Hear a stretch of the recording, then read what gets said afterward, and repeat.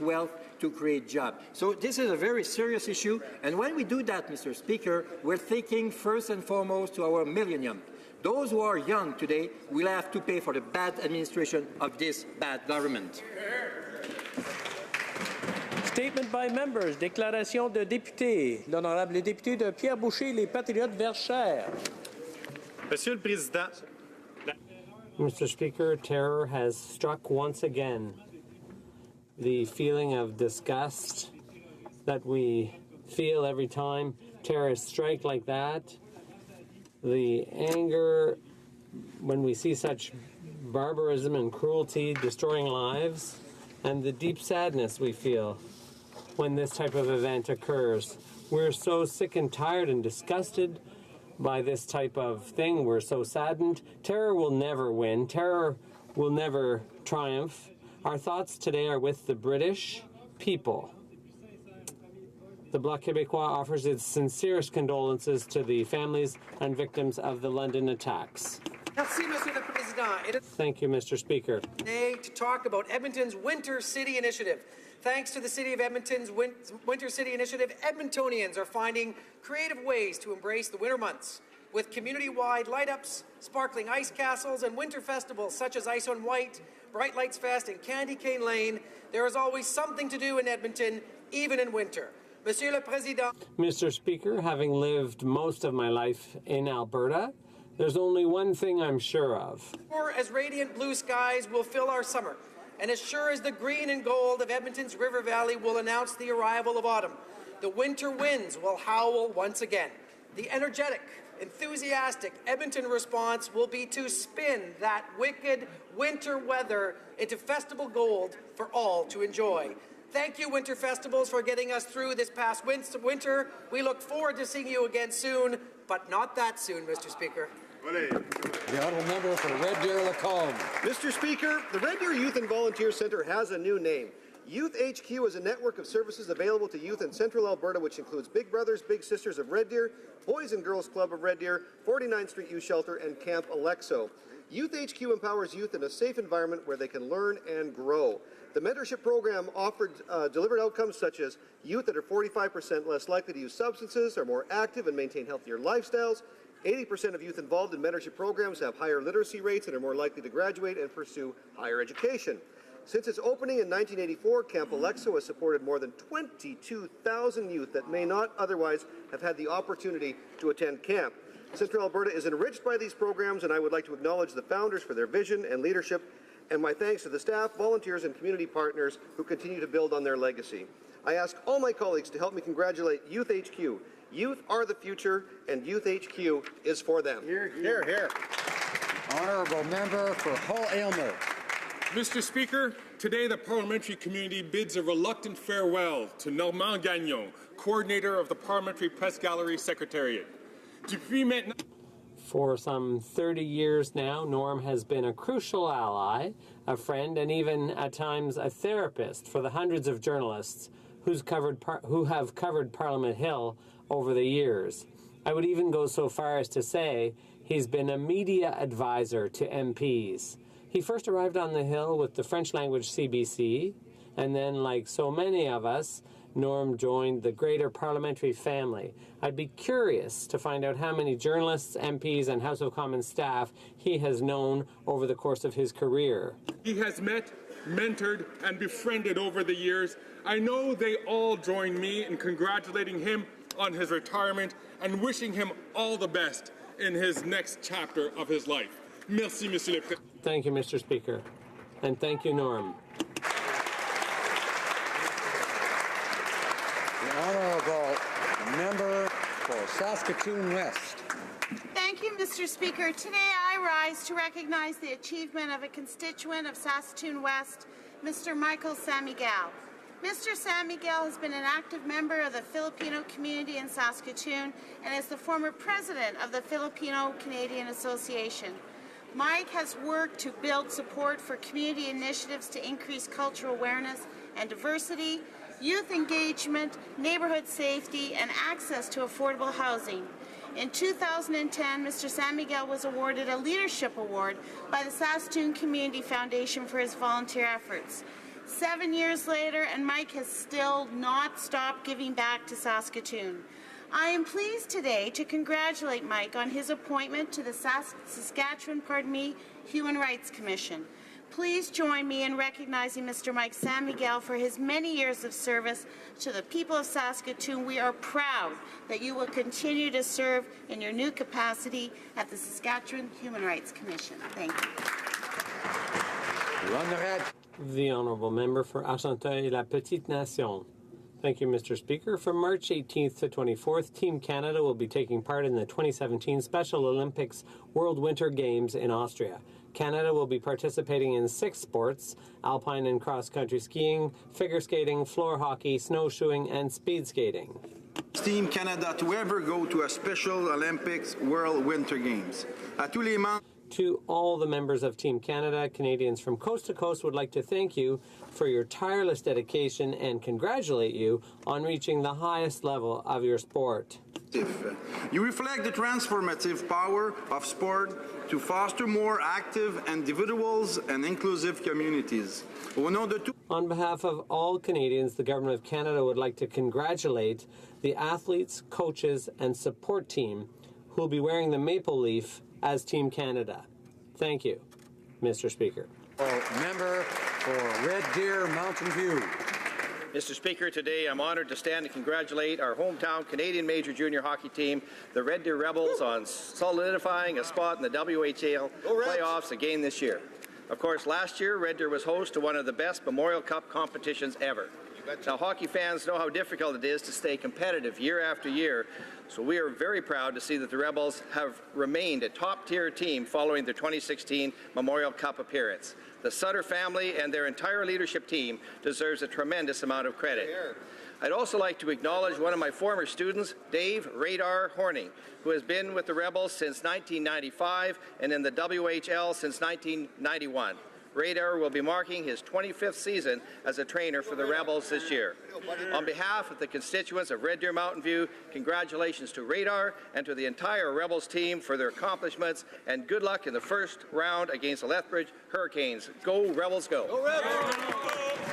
Honourable Member for Mission Matsqui Fraser Canyon. Speaker, Abbotsford Police cite that there have been about 50 significant violent gang-related incidents in Abbotsford since 2014, 5 of which were homicide. The Abbotsford Police have developed a sophisticated approach to tackling gang violence. There are also commendable frontline efforts to steer at-risk youth away from crime, including Abbotsford Community Services, It Together program, and Mission Community Services My House project.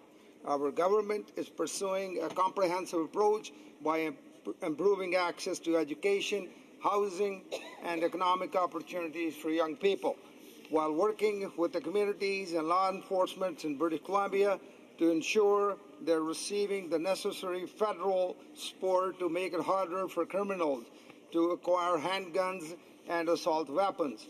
It is crucial that our continued support for our provincial and municipal partners is a must. Thank you, Mr. Speaker.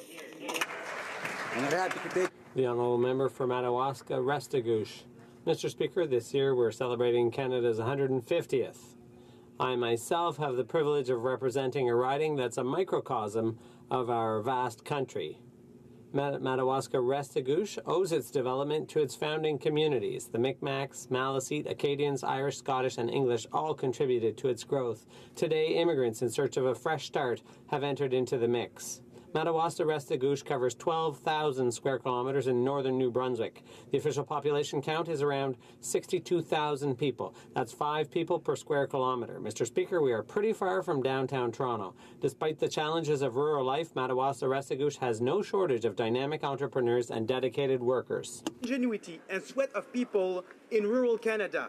As we celebrate our 150th anniversary, let us remember our history and the debt of gratitude we owe to those who still today embody that pioneer spirit.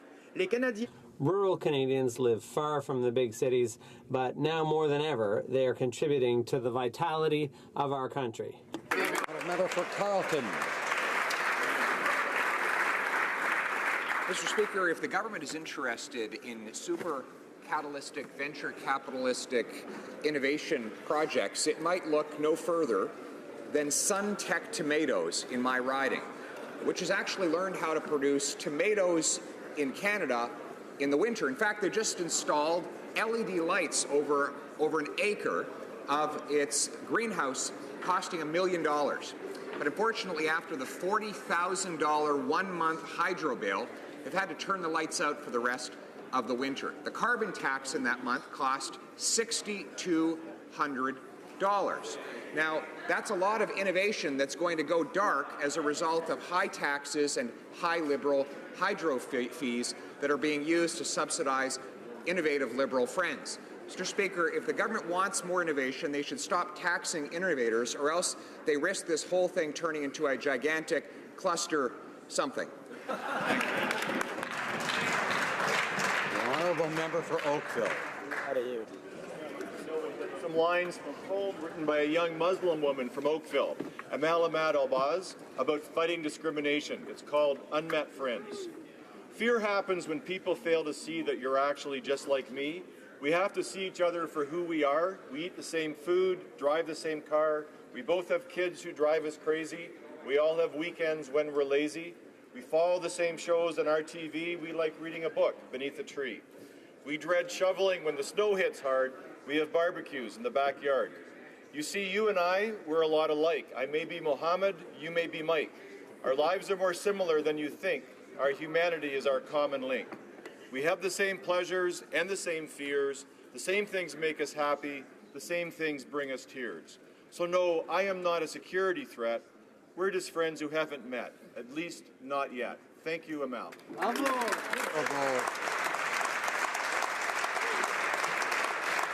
Honourable member for South Shore St. Margaret's.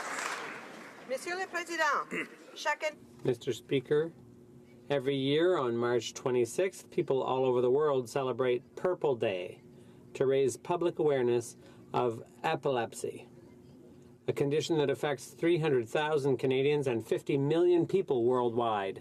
I have watched people close to me struggle with epilepsy and recognize the immense importance that awareness and knowledge play in dispelling the myths and supporting those with this condition. This Purple Day, let's send a message to all those affected by epilepsy that they are not alone. I invite all of my colleagues to wear purple on March 26th and continue the conversation to increase awareness and support those struggling with epilepsy. For more information, I encourage everyone to go to epilepsy.ca to find out how they can help. Merci, Mr. Thank you, Mr. Speaker. Honourable member for Barrie Innisfil. Mr. Speaker, simply put, the Prime Minister is waging war on democracy. He's using the budget as cover to force changes to the rules of this House. He wants to cancel Friday sittings, cut off debates in committees, eliminate discussions on committee reports, and severely limit debates in this House. The custom of this House is that before any major changes are made to the rules, they are agreed upon by all parties. This tradition must be honoured. Liberal MPs need to look at each other and ask themselves, is this the reason they came to Ottawa? I hope that during their caucus retreat, they will stand up to the Prime Minister and tell him what he is doing is wrong and harmful to our democracy.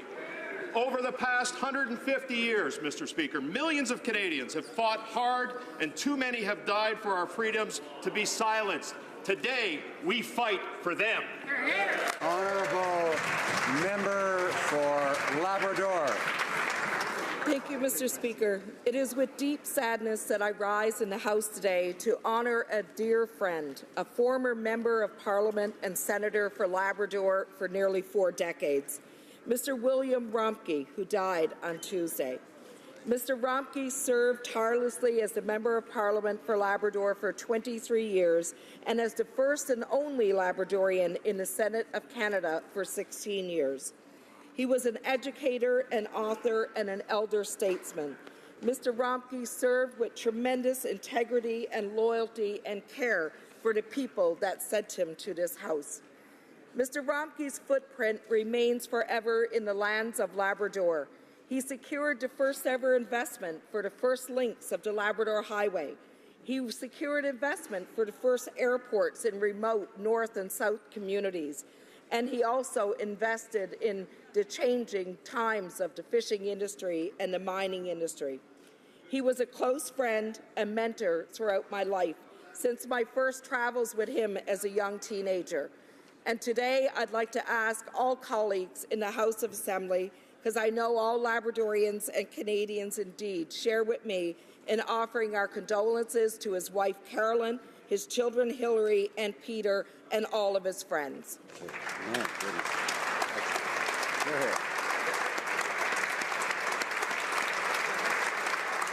Honourable member for London Fanshawe. Mr. Speaker, last night I met with a number of veterans who are angry and frustrated. Sadly, not a single MP from the government side bothered to attend, and it was a message that from our veterans that government needed to hear. Key issues included pensions for medically releasing veterans, the need for a transition that ensures no CF member is released from the military until all benefits, pensions, and supports are in place, more support for families of veterans, and that Veterans Affairs use evidence of successes in allied countries to approve beneficial treatments here in Canada. We also heard that those with military sexual trauma are still fighting for access to benefits other veterans receive. Mr. Speaker, enough is enough. We need the political will to make changes. What veterans are calling for is not expensive. It is common sense, and they have been asking for it for years. Tragically, this budget doesn't ensure any of these simple requests will be honored. Honourable member for Medicine Hat, Cardston Warner. Mr. Speaker, a year ago today, this House was shaken and overcome with sadness at the sudden and untimely passing of Medicine Hat Cardston Warner MP Jim Hilliard. Being a member of Parliament was what Jim dreamed of all his life. He proudly represented his riding and held fast to his convictions, relentlessly advocating on behalf of his constituents. People mattered to Jim. Having experienced highs and lows throughout his life, Jim understood the issues faced by regular, hard-working Canadians. He was a neighbor to all, open, honest, and humble. A man devoted to his faith and family, Jim drew his strength from God, his wife Livy, and their 4 children. Mr. Speaker, I would encourage all members of this House to take some time today and reflect on the memory of our former colleague, Jim Hilliard. Well done, Jim. You have served your family, Southern Alberta, and this nation well. Thank you, Mr. Speaker.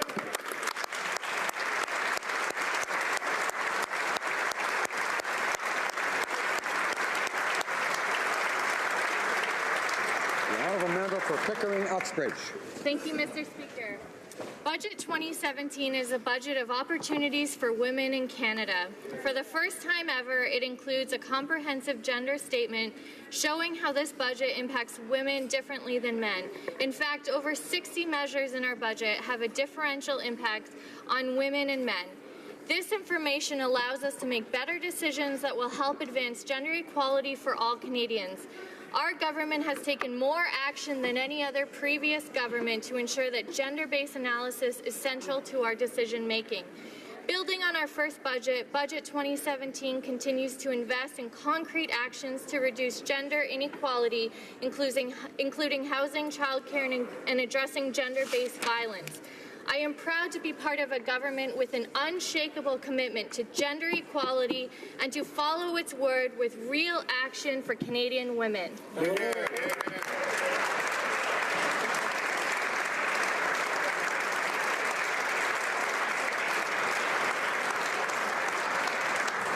Oral questions. Questions orales. The honourable leader of the opposition.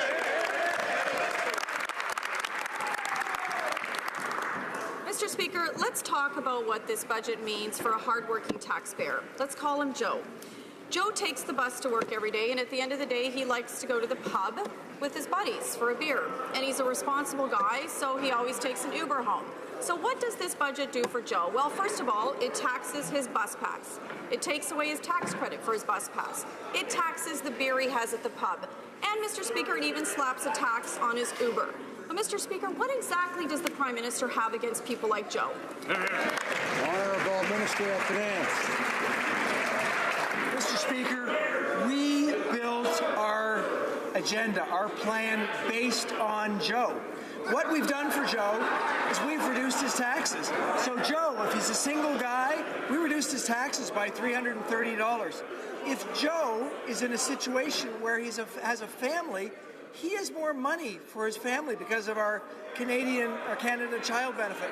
But most importantly for Joe, our investments in transit are going to mean that he's going to get back and forth to home more rapidly. And what Joe knows is that he is going to have, over the long term, an ability to have a great job, an exciting job, because we're going to invest in Canada, Mr. Speaker. Honourable Leader of the Opposition.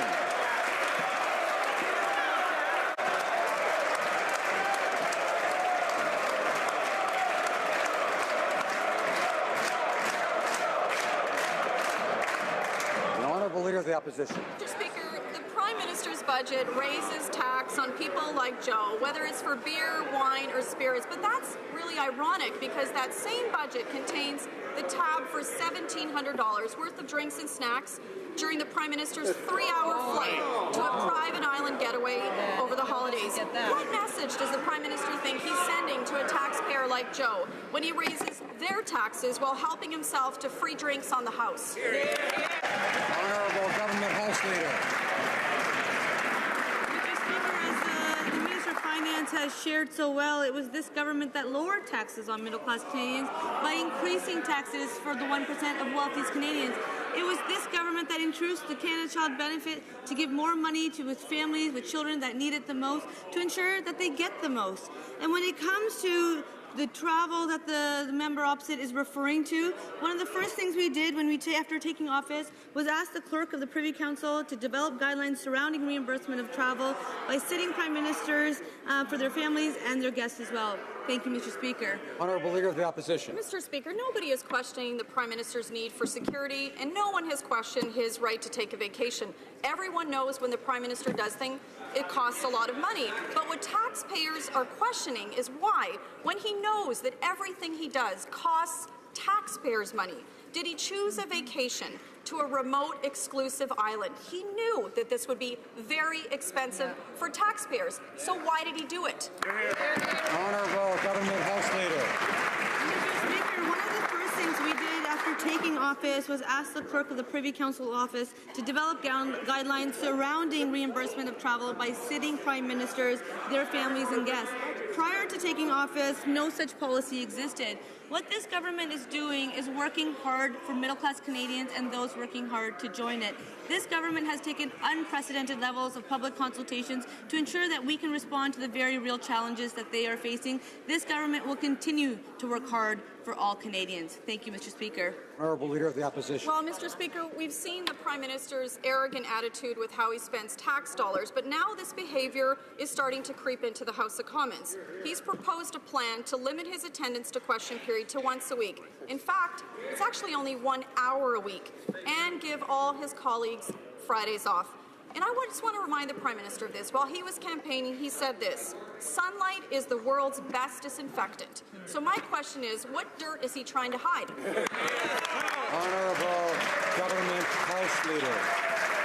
Mr. Speaker, allow me to set the record straight. The discussion paper talks about the better use of our time as members of Parliament.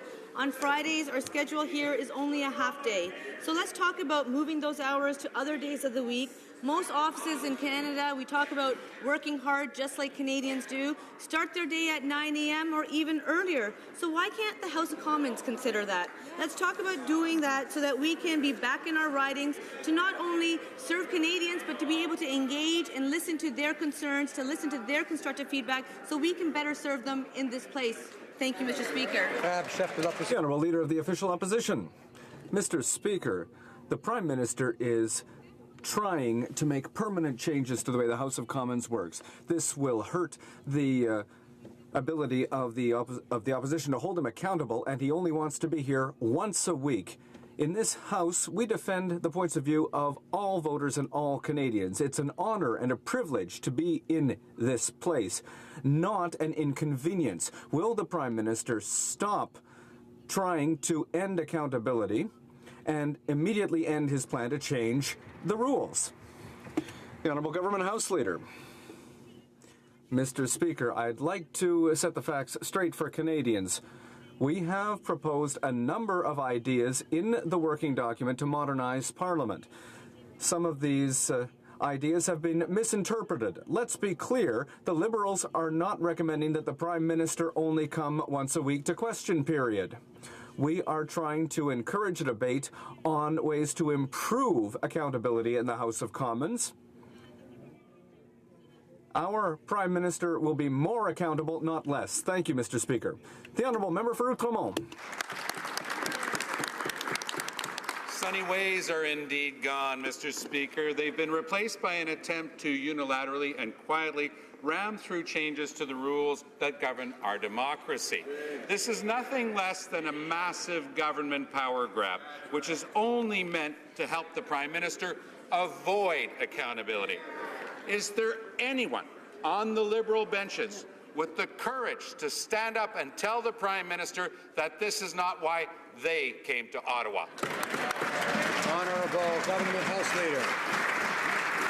Mr. Speaker, the discussion paper that I shared with members of Parliament as well as Canadians was to encourage us to have a conversation, discussion.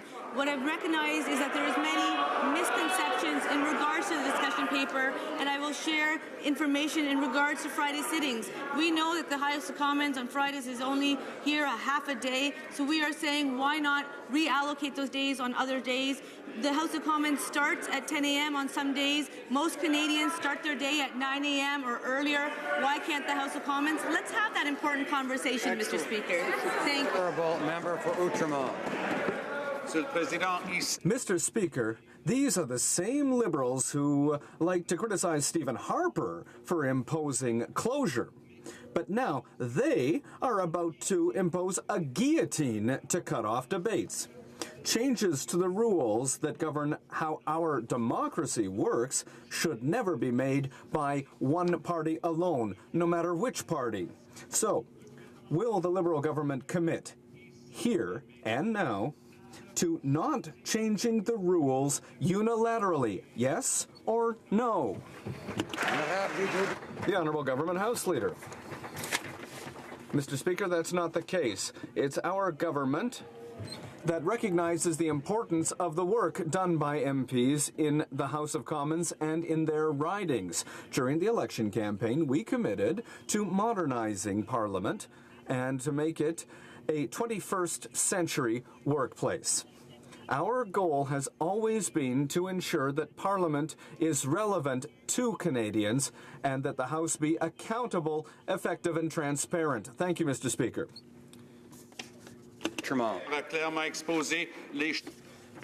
The budget yesterday clearly exposed the choices made by this Liberal government. Even though exactly 2 weeks ago they voted to end CEO tax loopholes, they didn't do that in their budget. No, instead, they scrapped the public transit tax credit and cut $1.2 billion from the fight against climate change. So a simple question: why did the Liberals choose to protect rich bosses instead of protecting the environment?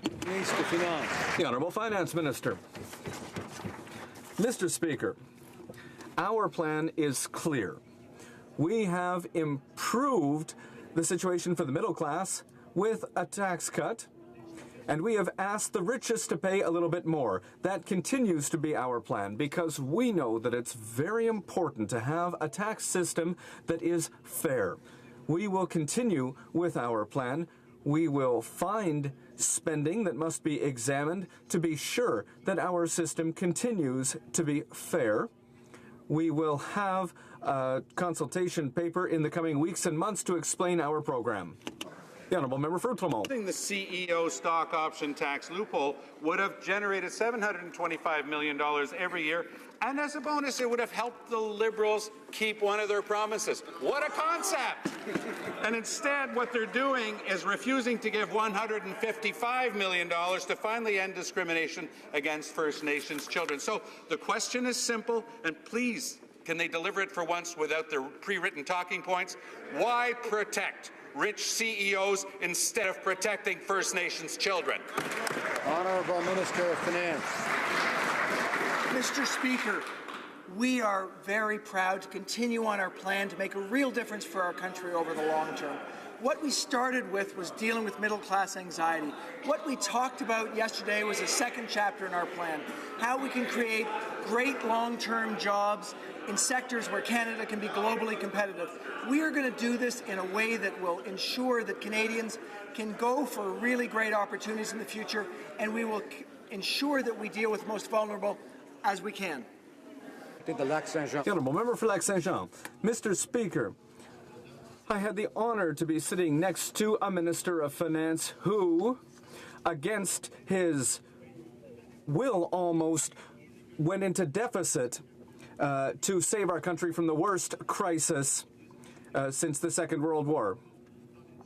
I've heard the minister talk about his success in business. You know, if he had deficits in his business the way he has deficits in government, that would be shameful. And now they're going after public transit tax cuts.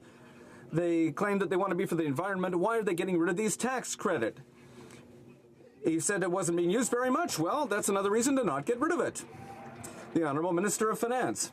Mr. Speaker, we know that with a level of growth that's too low because the government here before us didn't make the necessary investments, it's necessary to make investments. Investments in Canadian families, investments in infrastructure to improve our growth. This is very important for our financial situation. We will have a better future for Canada thanks to our investments. The Honourable Member for Lac-Saint-Jean. Mr. Speaker, once again, I would say, and this is something that the National Assembly of Quebec reminded us of today, rural areas and forestry areas have been abandoned by this government. They're going to have to fight with high technology sectors to get money for development when all Canadians depend on our agriculture sector every day. The choices made by this government go against the good of our society. Will the Prime Minister support our agriculture sector? The Honourable Minister of Finance. Mr. Speaker, we have decided that it's very important to make choices to invest in sectors where Canada has a competitive advantage. One sector that's very important for us is the agri-food sector. This is a sector where we can be leaders in the world. That is why we have decided to focus on the agri-food sector and at the same time be sure that people have the training that they need to be leaders in this sector. Thank you, Mr. Speaker. The Honourable Member for Louis Saint Laurent. Let's talk about the children, grandchildren of Joe. Because the grandchildren of Joe will have to pay for the bad administration of this actual government with huge deficit and wage cap. This is totally unacceptable. Mr. Speaker, this Liberal Party was elected saying that they were going to have tiny deficits of $10 billion and go back to a balanced budget in 2019. The reality is that the budget's 3 times higher and there's no plan to get back to a balanced budget. Mr. Speaker, my question is very simple for the minister. I know that he speaks French very well. I hope he understands French. What year will Canada go back to balanced budgets? What year? The Honourable Minister of Finance. Let's just think about children and grandchildren for a moment. Because as we worry about children and grandchildren, what we think about is how can our country be a world leader? How can we be successful? What we can do, Mr. Speaker, is be optimistic. Make investments in the future growth of this country. That's exactly what we're going to do. We are focused on places where our country has a comparative advantage. We are focused on how we can give our children and our grandchildren the education and training and the skills to be successful. That will lead to a higher rate of growth. That will lead to good economic outcomes. Honourable Member for Central Okanagan, Similkameen, Nicola. Now, Mr. Speaker, don't get me wrong. Joe sounds like a great guy, but I want to ask about Peter.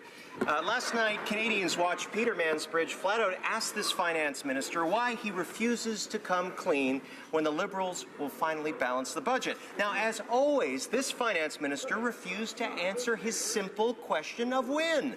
Mr. Speaker, why has the term balanced budget become a dirty word to this government, to this finance minister, and when will Peter and Joe and all of us see a balanced budget here in this great country?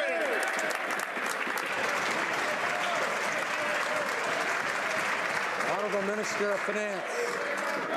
Mr. Speaker, I want to talk about...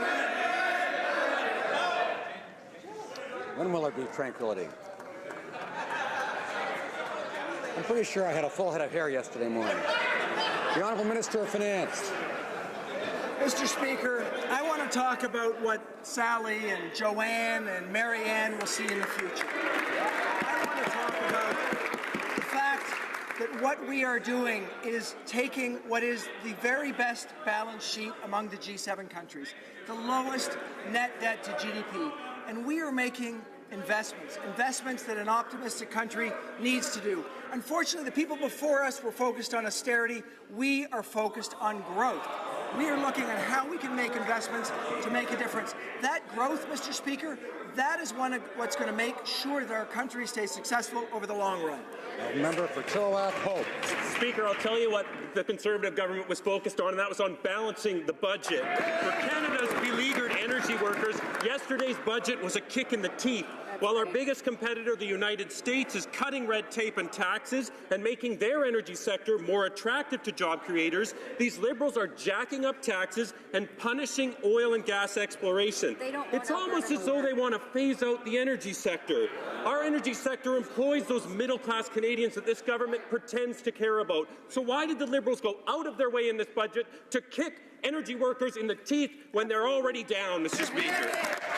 Honourable Minister of Natural Resources.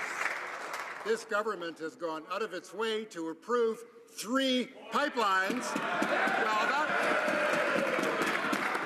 decisions that will put energy workers in Alberta and Saskatchewan to work. What this government could accomplish in 1 year, this couldn't accomplish in 10 years. That's what we've been doing because we care about putting energy workers to work.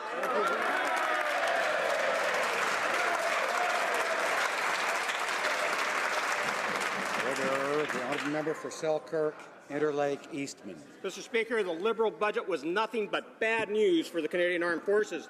The Liberals have cut another $8.5 billion, which means they've cut a total of $12 billion in just 2 years.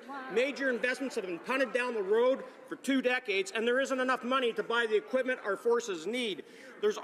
What is worse? This is worse than the Liberals' decade of darkness. Today, they're dragging our troops back into the dark ages. When will the minister start serving the brave men and women in uniform instead of being a patsy to the Prime Minister? Honourable Minister of National Defence. Mr. Speaker, every single day when I come to the Department of National Defence, it's about serving our men and women in the Canadian Armed Forces.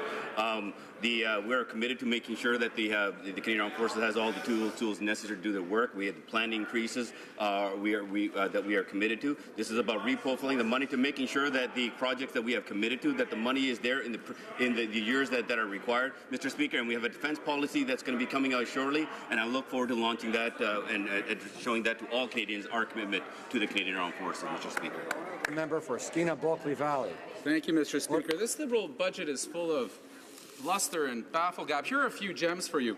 Innovation through super clusters, or this one, offsetting derivative positions in straddle transactions, or even better, capping stock options for the super rich. Oh wait, that didn't make it into the budget. That wasn't the platform. This is nothing but a backloaded, bafflegab, better luck next time budget. But buried way back on page 150 is a $1.2 billion cut to fighting climate change. So to all those Canadians that believe the Liberals in Paris that they were serious about fighting climate change, how can they betray their commitment to them now? Honourable Minister of Environment. Thank you, Mr. Speaker. Let me just clarify to the member opposite that we are absolutely committed to tackling climate change, and if he looks at the budget, he will see the numbers are there.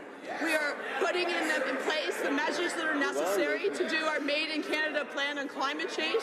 We put in our money to enhance opportunities in clean tech, but let me quote others. Clean Energy Canada. We're pleased that the new federal budget makes smart investment for clean energy and climate action in Canada. Equitel. Today's budget puts in place necessary resources to implement the new climate plan. Climate Action Network. Today's budget provides the financial backing we need to begin the serious work of implementing Canada's climate framework. We're getting it right. We're taking action on climate change, and I hope the member will support us. Honourable member for Rosemont La Petite Patrie. Mr. Speaker, quite frankly, the Liberal budget just sounds like a Seinfeld show. It's about nothing. The Liberals had a choice. They could have eliminated a tax loophole that costs us $800 million a year and only helps the top 1%. But no, instead they decided to not keep that promise. Instead of hurting their millionaire friends, they've decided to attack who? Well, those who take the bus every morning. Why take away this tax credit which helps families and promotes public transit while keeping perks for the richest millionaires? The Honourable Parliamentary Secretary. Mr. Speaker, in the 2017 budget, we want to make communities more healthy and more inclusive. We're investing in faster and more efficient public transit, and we are building more community centers and recreation and social housing. Our government is investing billions of dollars in communities to make them modern and resilient. And these projects, Mr. Speaker, are going well, with over 1,400 projects approved with a value of over $15 billion. In my riding, there are 6,000 families who are better off because of this budget, and across Canada there are millions of families that are better off, and I'm very proud. The Honourable Member for Mégantic-L'Érable. Mr. Speaker, the Liberals want to give the Prime Minister 4 days a week off. They want to prevent MPs from doing their jobs in committee and limit speaking time for all MPs. Motion 6 was peanuts compared to this permanent total centralism of power by the Prime Minister. The government House Leader claims she wants to talk, but at the same time, she is forcing Liberal MPs to force these changes through in committee in a back room of Parliament. Mr. Speaker, when will the Prime Minister end this masquerade, bring some order and show some respect for Parliament? The Honourable Government House Leader. Once again, Mr. Speaker, let me set the facts straight for Canadians. The working document is looking for better ways to use MPs' time. Currently, we only sit a half day on Fridays. It would be realistic to spread those hours throughout other days of the week. Most offices start their work day at 9 o'clock or earlier. The House of Commons can do that too. The goal is to have a discussion about this option so that we can be in our ridings Friday to meet with our constituents. Order. It's the responsibility of each MP to control their own actions, and I ask the Honourable Member for Côte de Beaupré d'Orléans to please remember that. The Honourable Member for Mégantic-L'Érable. Mr. Speaker, let me set the facts straight. Unlike what the Liberals might think, Parliament belongs to Canadians. We were all elected to represent those Canadians. Mr. Speaker, unlike what the Prime Minister seems to think, not everyone loves him. A majority of Canadians don't approve of his deficits. A majority of Canadians find his insatiable appetite for taxpayers' money to be unacceptable. Mr. Speaker, why does the Prime Minister want to muzzle Canadians who don't think like him? Why does he want to muzzle opposition MPs and his own backbenchers? Mr. Speaker, we're not going to let him do it. The Honourable Government House Leader. Mr. Speaker, I shared a discussion paper with all members and with all Canadians because we want to work with them and we want to hear from them. We want them to participate in this discussion. Our government recognizes the importance of the work that MPs do both in the House of Commons and in their ridings. During the election campaign, we committed to modernizing Parliament to make it a 21st century workplace. Our goal has always been to ensure that Parliament is relevant to Canadians and that it be accountable, effective, and transparent. Mr. Speaker, the Prime Minister said that he wouldn't interfere in the work of committees, but that's exactly what he's doing. The Prime Minister's staff over the last number of days have been at the Procedural and House Affairs Committee telling the Liberal backbenchers to block the opposition's simple and reasonable request that we have collaboration and consensus on changes to the rules. So will the Prime Minister back off and let the Liberal members do their job as he promised that he would do? The Honourable Government House Leader. This government that actually increased funding to committees so that they could do the important work that they need to do. We actually believe in the committee process because it's the committee that can actually study legislation, study ideas way better than we do in this place. And that's exactly what we've asked the committee to do. In regards to the discussion paper, I have asked the committee to broaden the scope of the study they already have in place in regards to standing orders. I believe it's a meaningful conversation that all members need to have. I encourage all members as well as all Canadians to participate.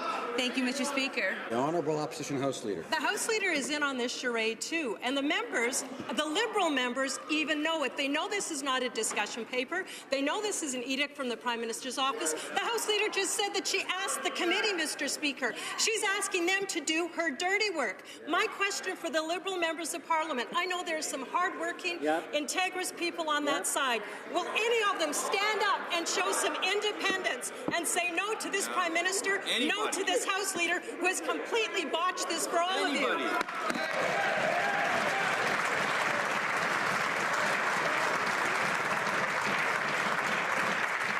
I must remind the House Leader, all members, to direct their comments to the Chair. The Honourable Government House Leader. Mr. Speaker, what is clear is that this place needs to be modernized. We need to have this conversation. We need to have this discussion.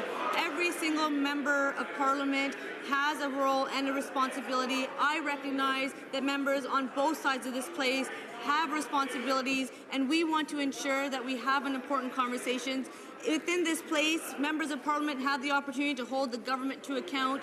We believe that within the ridings, constituents have the ability to hold their members of Parliament to account, and that's why I believe that important work is done here in the House as well as in the riding. Thank you, Mr. Speaker. The Honourable Member for Victoria. Since when does a Cabinet Minister or House Leader give orders to a committee anyway?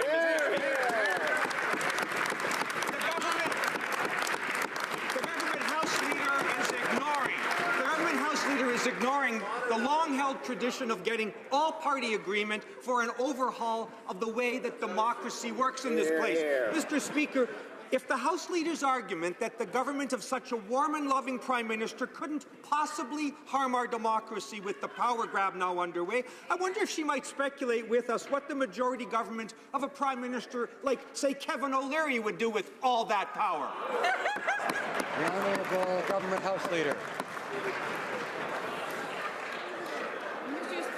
Exactly these hypotheticals and these speculations that the committee has the ability to do. That's why we were saying let's have this conversation, let's have this discussion, because these are important concerns that Canadians are facing, and we're saying let's have this discussion. And that's why I have introduced a discussion paper. Yesterday, I know the committee members say at late once again. I did go visit the members of the committee to thank them for their work. I believe that they are having a meaningful conversation. I think it's important that they continue that conversation. My door will remain open so that we can all work better together. Thank you, Mr. Speaker. The Honourable Member for Hamilton Centre. Thank you, Mr. Speaker. This goes well beyond an innocent discussion paper, and the Government House Leader shouldn't insult our intelligence by claiming otherwise. But if she's serious about that, Speaker, if she is really truly sincere that her motives are pure, will she now stand in her place and tell this House that she accepts that her government has no mandate to change the rules of democracy over the united objections of the opposition? And if she won't, Mr. Speaker, well then, it's pretty clear that her protests of innocence are even more shallow than they sound. The Honourable Government House Leader. Mr. Speaker, I really do believe that we can have more meaningful conversation and debate in this place. I believe that when it comes to challenging the integrity of individuals, that is for the member to choose to do. I believe that is not needed in the conversation that I would like to have, and that's why I'm saying let's have a conversation, let's have a discussion. The member knows very well that I told him last night that I actually appreciate a lot of the work that he does. I hope that we can continue working better together because I believe this place needs to be modernized. It's something we committed to Canadians Canadians in the electoral campaign. It's something that Canadians agree that all members in this place need to work better together. The Honourable Member for Bourassa.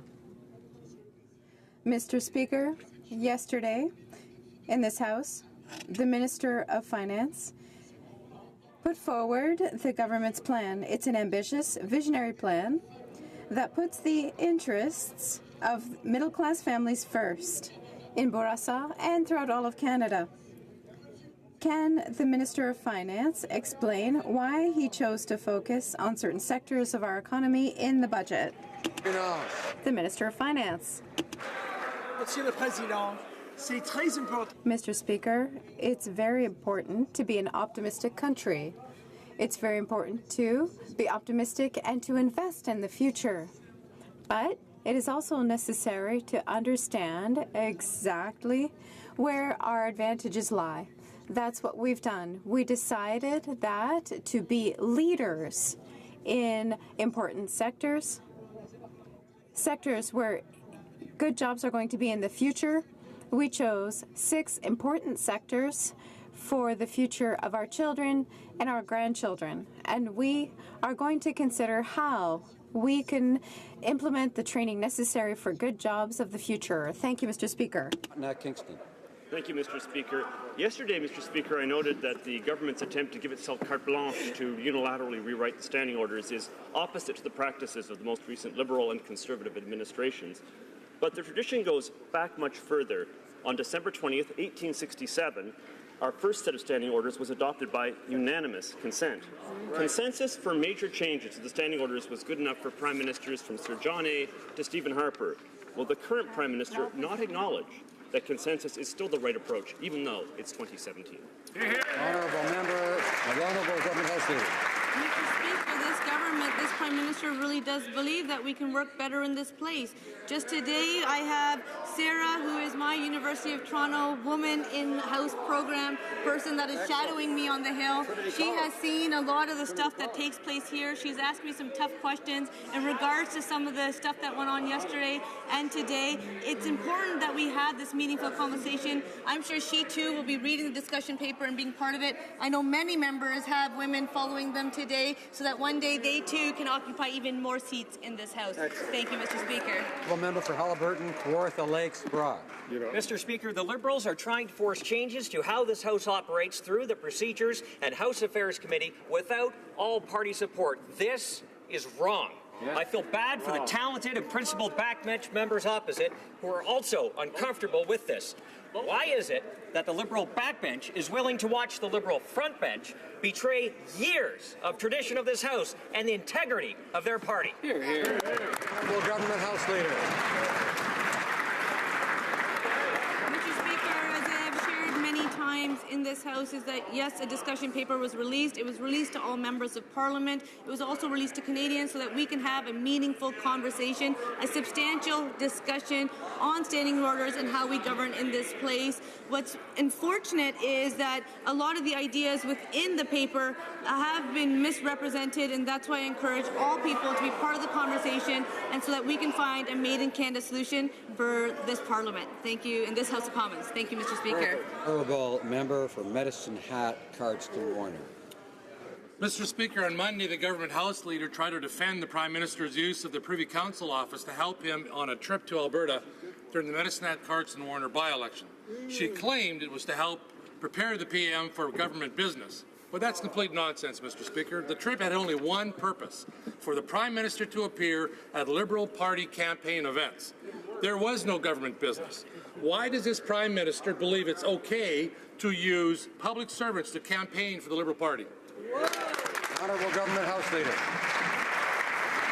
Mr. Speaker, the Prime Minister is prepared in advance of all events and is afforded the same support as previous Prime Ministers.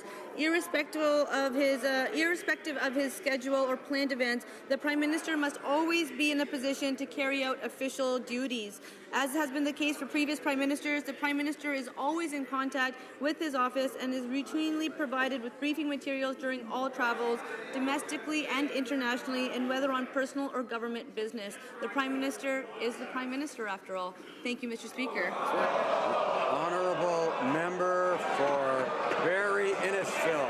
Mr. Mr. Speaker, documents show in October the Privy Council office was directed by the Prime Minister to produce a regional backgrounder on Medicine Hat during the by-election. The Prime Minister had no government events in Medicine Hat. He was only there to campaign. The PCO also ordered to provide tech support and uploaded a video from the campaign stop with the PM and the Liberal candidate. Mr. Speaker, in light of the actions of the Prime Minister in Medicine Hat, today, when the Prime Minister is campaigning in Markham Thornhill, will PCO staff be ordered to campaign with him yet again? Honourable Government House Leader. Mr. Speaker, as I have just shared, the Prime Minister is prepared in advance of all events and has afforded the same support as previous Prime Ministers.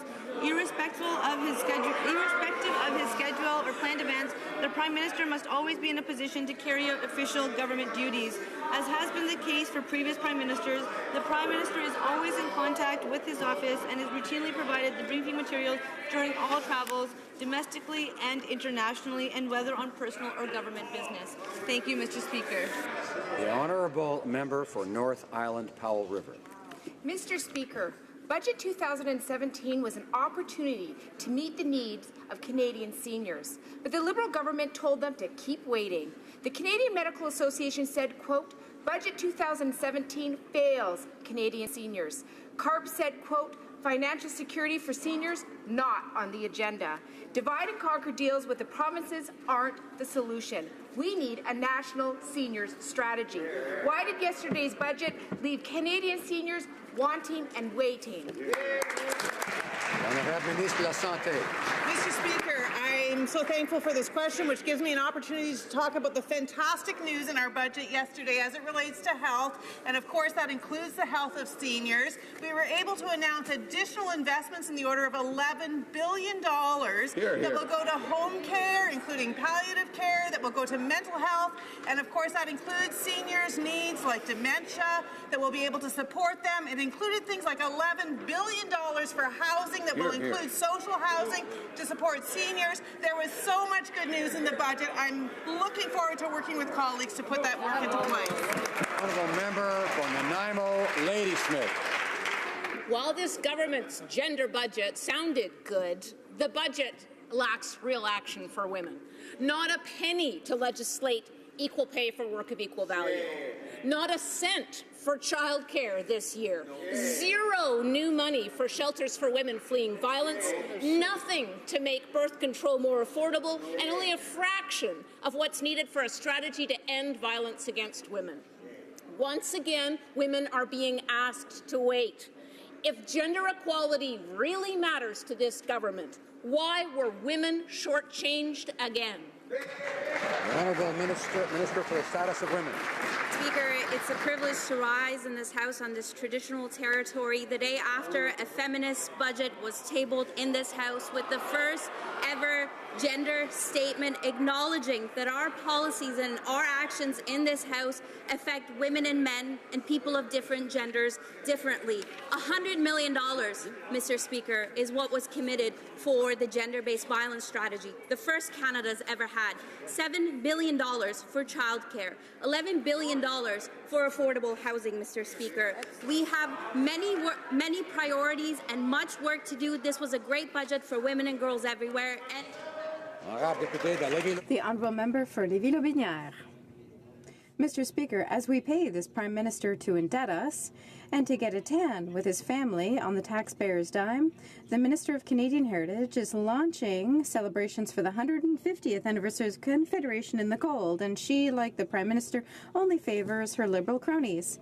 Mr. Speaker, can the Prime Minister, who has yet again increased Canadians' tax burden, justify spending $127,000 to go on a vacation on the taxpayers' dime, as they will have to pay back his deficit for decades to come?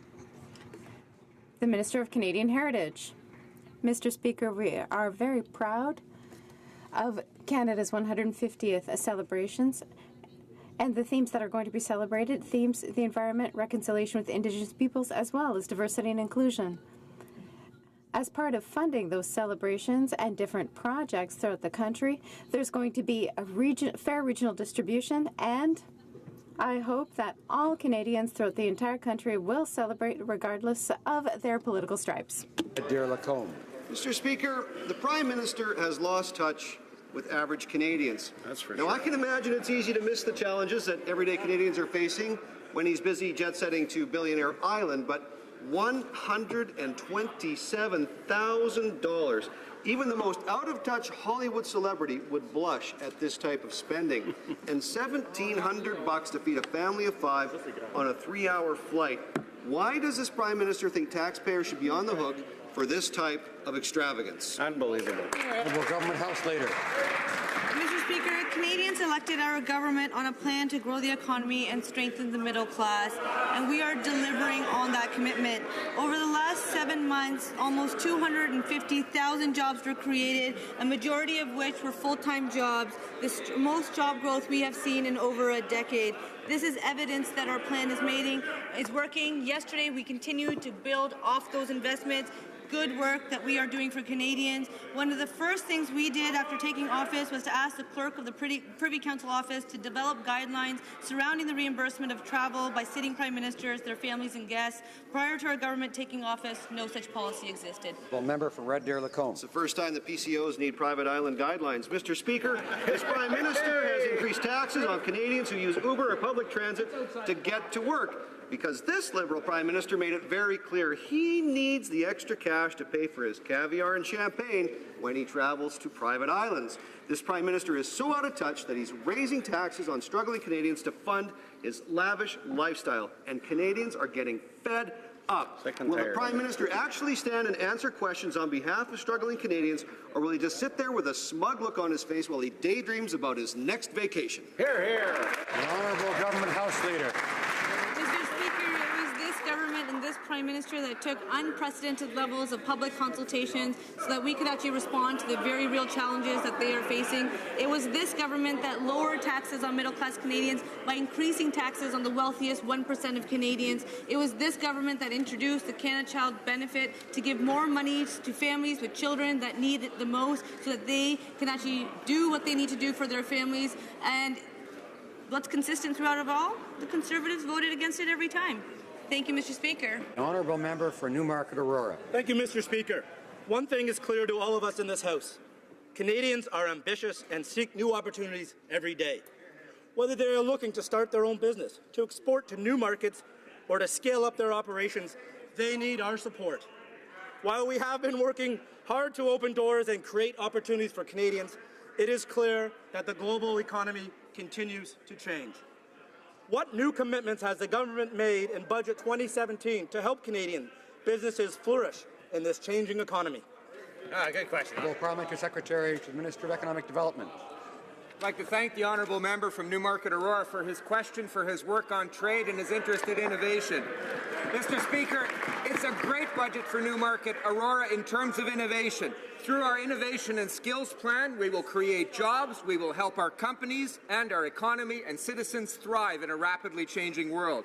That same Innovation and Skills Plan, Mr. Speaker, also aims to help 10,000 more young Canadians to get the skills and training that they need in today's economy through work-integrated learning and co-ops. $1.26 billion, Mr. Speaker, in a strategic innovation fund that will create a one-stop shop and a more efficient and coordinated way for us to innovate. The Honourable Member for Provencher. Mr. Speaker, this weekend Manitoba saw the largest weekend influx of illegal migrants entering the province from the U.S. so far this year. Dozens continue to pour into border communities like Emerson, and the numbers are only growing. To make matters worse, the Prime Minister's reckless tweets have led many to believe that entering Canada through the proper channels is just a suggestion. Will the Prime Minister stand up for the rule of law, stand up for our border communities, and condemn this illegal activity, or will he continue to encourage it? Honourable Minister of Public Safety. Mr. Speaker, the honourable gentleman can be absolutely assured that every Canadian law is being enforced by the RCMP and by the CBSA. As well, we are honouring all of our obligations under international law. The honourable gentleman should know that when someone crosses the border in an irregular fashion, they are apprehended, they are identified, they are fingerprinted. Their biographical and biometric information is collected. That is checked against every Canadian database and the appropriate international databases for immigration or criminal activity. And, Mr. Speaker, if it's warranted, the suspect is detained. The honourable member for Berthier-Masquinongé. Not only is there nothing in the budget for the dairy industry, but we still have no updates on the allocation of tariff rate quotas under CETA. We've just heard that there is a proposal to resolve the softwood lumber issue by sacrificing our supply management system. That's completely unacceptable. The Liberals have already undermined the industry during negotiations without offering fair compensation. Simple question. Can the government confirm today that it will not sacrifice supply management for another sector? Agriculture. Merci, Monsieur le Président. My honourable colleague, where we support supply management. She's well aware I announced $350 million for the dairy sector, $250 million for the farmers, $100 million for the processors. And along with it, Mr. Speaker, yesterday's budget, $70 million of agricultural science and innovation, $950 million for superclusters, $200 million for clean technology. Mr. Speaker, this government supports supply management and the agricultural sector. Thank you. The honourable member for Dorval-Lachine-LaSalle. Order. Mr. Speaker, technological change demonstrates that we have to continue to encourage our country's innovative spirit. To truly help those who are worried about being left behind, the government has already emphasized the importance of giving Canadian workers the tools they need to succeed in the new economy. Mr. Speaker, can the Parliamentary Secretary to the Minister of Employment, Workforce Development and Labour explain to the House what this government is doing to make sure that Canadians can get the training they need to find and keep good, well-paying jobs? Parliamentary Secretary to the Minister of Employment. Thank you very much, Mr. Speaker, and I'd like to thank the member from Dorval-Lachine-LaSalle for that great question. Yesterday's budget invested $2.7 billion to help unemployed and underemployed Canadians get the skills they need for their next and better job. $470 million, Mr. Speaker, for adult workers so they can go back to school, upgrade their skills, and upgrade their credentials. Mr. Speaker, we made changes to the EI system so that self-funded training, when Canadians take self-funded training, they don't lose their EI benefits. Mr. Speaker, this helps Canadian workers. Member for Edmonton-Wetaskiwin. Mr. Speaker, Alberta, there has long been significant government support for people with autism. Other Canadian families have not had the same experience, some mortgaging their homes to get help they desperately need. In 2015, our government appointed a dozen world-leading Canadians to develop a Canadian Autism Partnership. After 2 years' work, they presented the Health Minister with a strong plan and relatively modest budget ask. As this government continues to spend with such reckless abandon, can the Minister please explain why they decided to take a hard line toward Canadians with autism? The Minister of Health. Mr. Speaker, as I mentioned earlier this afternoon, this budget was the best news on health that we've seen in a decade, with fantastic news in so many areas. Not only the new investments that I referred to earlier, but we have a growing Canada Health transfer that will give to the provinces over $200 billion over the next 5 years.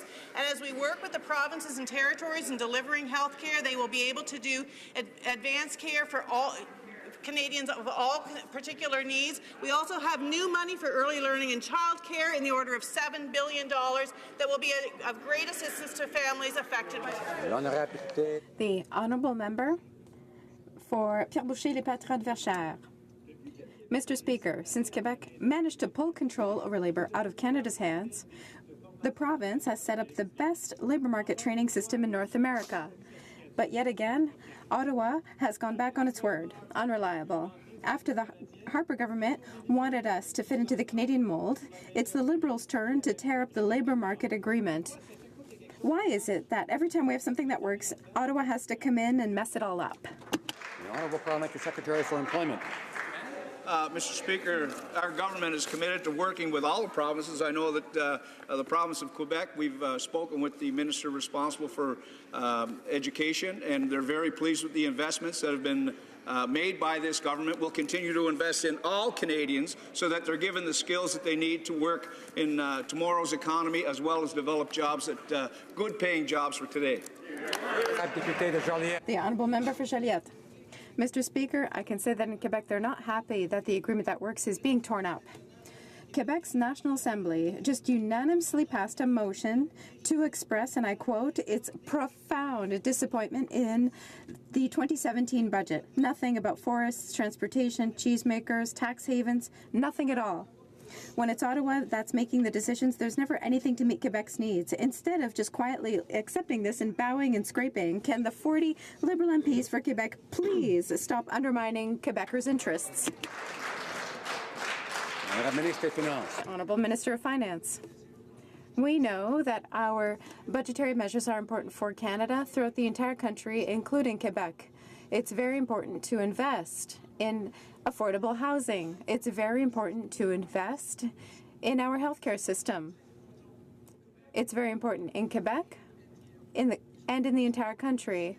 We are going to continue with our program to improve our level of growth. That's important to have more jobs. Now, we have the lowest unemployment rate that we've had since at the start of our term. It's now 6.6%, and it was 6.1% at the beginning. Our program. I would like to draw to the attention of honourable members the presence in the gallery of the 2017 Inspire Award recipients. P. Jerry, and please hold your applause if you don't mind. P. Jerry Asp, Gahidio Longboat, Jan Gahidio Longboat, B. Doreen Spence, Nathan Matthew, David Gijagwa Cook, Barrero, Kimberly R. Murray, Cease Hodson McCauley, Duncan McHugh, Heather Cashman, Thomas Diamond, Natalie Ukaluk, Josh Butcher, and the Honourable Senator Murray St. Clair.